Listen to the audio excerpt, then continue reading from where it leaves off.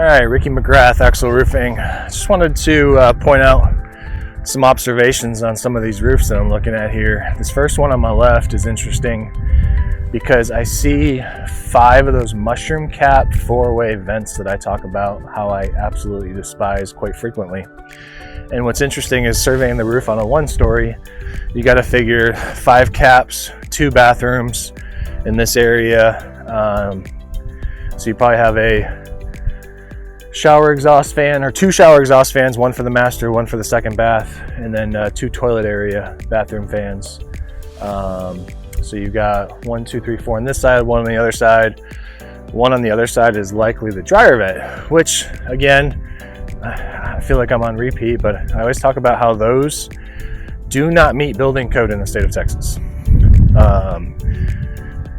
They shouldn't be put on a roof for a multitude of reasons. It actually gets into the mechanical code, plumbing codes. It's a little bit more in depth than just the roofing code, different chapters through the actual building codes.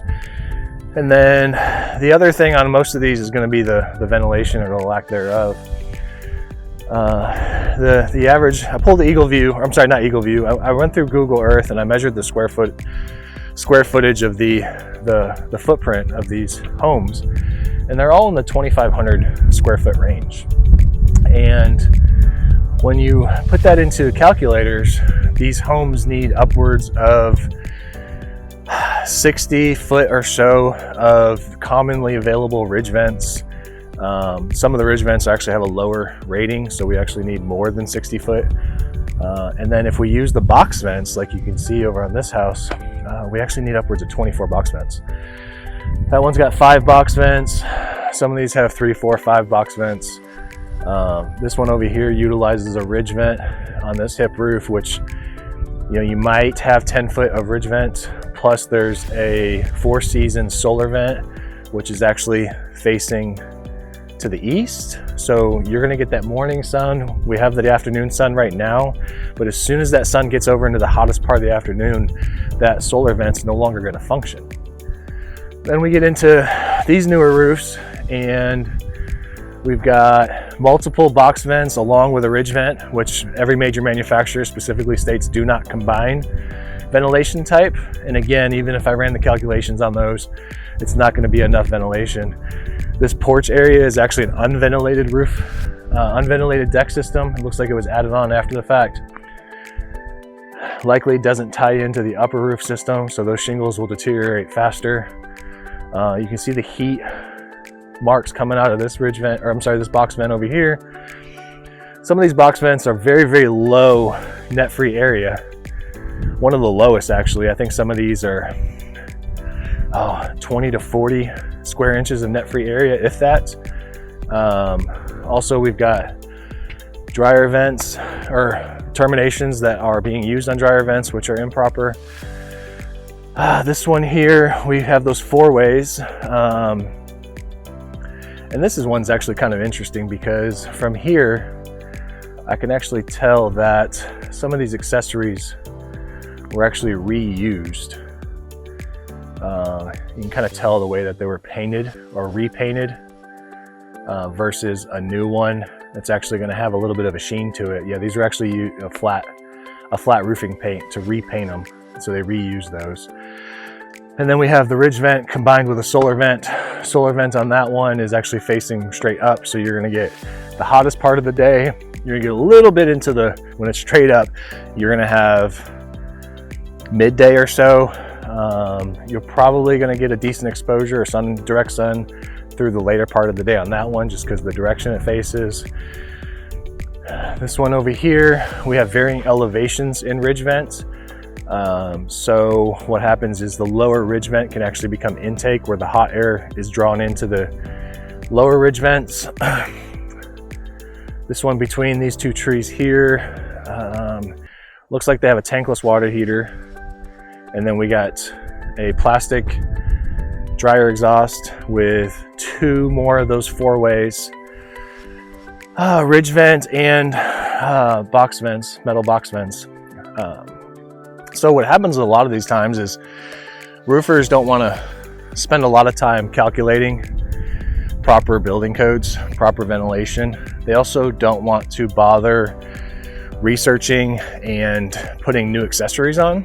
So technology advances pretty rapidly. So these original four-way vents were actually designed, when I found the patent for them, I think it was back in the 40s or 50s, and we're still using them today. But again, they don't meet current building code requirements, and we're actually using them for the wrong reasons. This one here is actually a relatively new roof, but you can tell that all the accessories were reused, and the roofer that replaced this roof didn't even bother to repaint anything. The bases on the pipe jacks are old and discolored. They actually probably reused the pipe jacks on this one. The ventilation's improper. We're missing kick-out flashing. There's something going on with the head wall flashing up there as well. Dryer vent cap.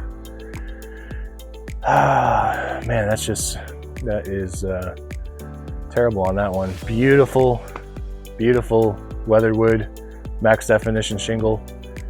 All the flashings have been illegally reused. Pipe jacks, furnace vents.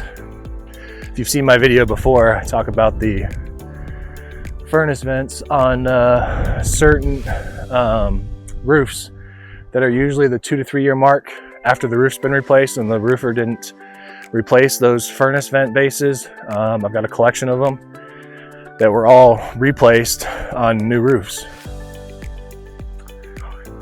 This black roof here, another situation where we've got combinations of box vents and ridge vents. And then we have, that is a metal bathroom fan vent that is likely been used for the dryer vents.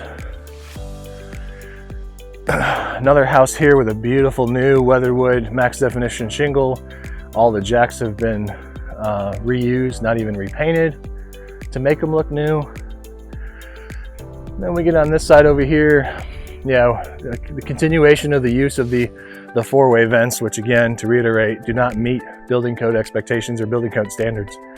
It's the same thing, every single roof that's been replaced in this section of the neighborhood. And going back and looking at the houses that have not had their roofs replaced, builders getting away with what they actually do. And I know building codes changed, but going back to building codes of pre-2012, codes were still in place.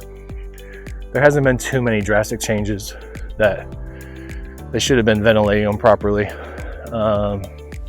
This roof over here has some solar panels. I can actually see the rust on those flashings from here, and that's pushing 100 yards away.